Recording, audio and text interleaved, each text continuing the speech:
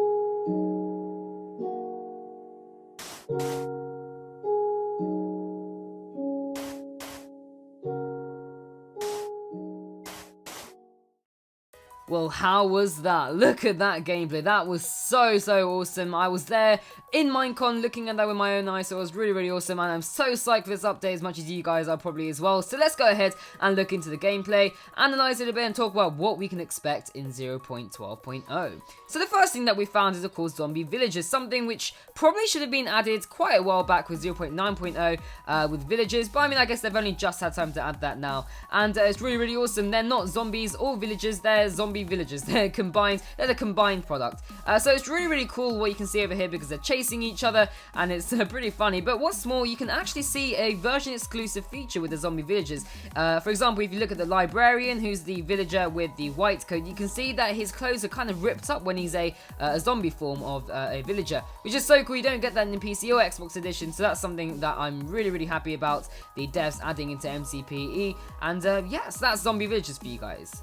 So here is the real deal, of course. Not only do we have the hunger bar, the enchanting bar with the XP, or enchantment bar, I don't know what you would call it, the XP bar, we'll just call it that. But you can also see the things in his inventory, for example, the ghast here,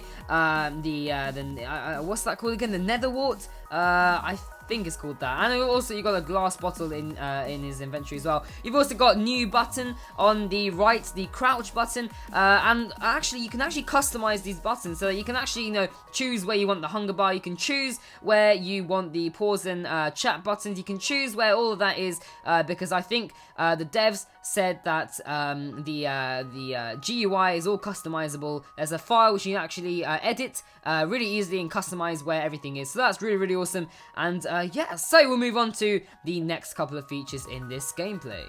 And as you can see, there is sprinting, and that's all you have to do is just to double tap the forward button, and then there you go, you are running, you're sprinting. That's really, really awesome. And yeah. So next feature is flower pots. Now it's a really, really awesome item. It's just a normal pot used for decoration. You can go ahead and place it, then you can get a plant and just put it in there by tapping the flower pot with the plant, and there you go, you got a plant inside. And yeah, it's really, really awesome stuff. It's, you know, all of this stuff's coming all from the PC edition, and I guess the main aim for updating MCP is to get it as you know, in level as with PC and Xbox. So I mean, you know, flower pots, what's better than that, right? Yes, finally, we have anvils as well, and all the three types, the normal anvil, the slightly damaged one, and the strongly damaged one. I'm not exactly sure what they're called, but I know there's three types, of which they're like different states of the damage of the anvil. But there you go, he's working through with the anvil, he's using it, and it's really, really cool. And of course, he's using the glass bottle as well to, you know, get the water. But there you go, and yeah, I'm really looking forward to anvils, because not only can you rename your item, but also you can, you know, use enchantment points to fix your you know, diamond sword or whatever. You can repair it, but of course if you use it on a strongly damaged anvil, then of course the anvil will break, as you see over here. And yeah, it's a really, really cool feature, and I really love it a lot. Next up is brewing. As you can see, we have the awesome brewing stand working, and he's got all those items which he's going to go ahead and put them in the brewing table, and as you can see, there you go, it looks really, really cool. He's just laying it to brew, and of course those potions which you put in, those water bottles which you put in, when he mixes them with the other item which you put in, of course they're going to make an actual potion, so that's really, really awesome. And yeah, I'm loving that a lot. And of course, the main feature, the big cheese of this whole update is, of course, and probably in everyone's eyes, the nether. I mean, you know, they've added not only, you know, a lagless nether, but an infinite world nether, which is something that the devs never thought could have been possible, you know, in MCPE, because taking into account some devices which, you know, aren't capable, aren't really powerful ones, but they've done it yet again. It's really, really awesome, devs. And there you go. Now, of course, he killed a magma cube, and he gained points from that, like in the PC edition for enchanting. There you go, he's killing them off. And of course, when he does walk around this place, you can see that, you know, the nether, it looks amazing. You got the nether fortress, which is basically roaming around, and just the nether portal itself is so cool. And of course, he does meet a blaze, which is another thing which he's been added, and of course he does use his potion of regeneration to get back his health when he's attacked by the blazes. But of course, the sounds as well are amazing.